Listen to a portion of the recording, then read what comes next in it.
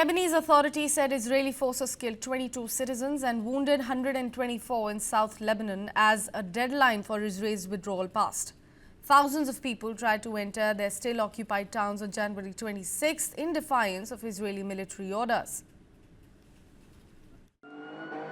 Israeli forces killed 22 people in South Lebanon on Sunday as a deadline for their withdrawal passed, said Lebanese authorities. Thousands of people tried to return to their South Lebanon homes on Sunday in defiance of Israeli military orders. Lebanon's health ministry said 22 were killed and 124 wounded throughout the south because of what it described as Israeli attacks on citizens while they were trying to enter their still occupied towns.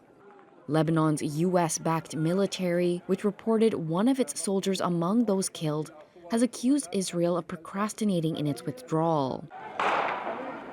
The Israeli military said that it, quote, fired warning shots to remove threats in a number of areas where suspects were identified approaching the troops. This Lebanese man says that it's unfair to say they're forbidden from their homes after they've waited more than a year and 4 months to return.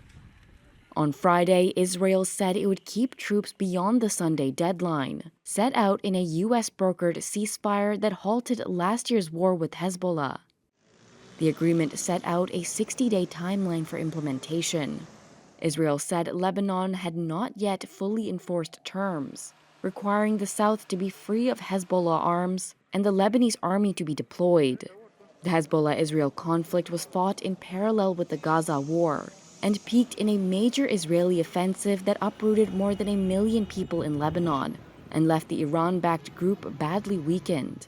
An Israeli military spokesperson said the Israeli army would in the near future inform residents of places to which they can return.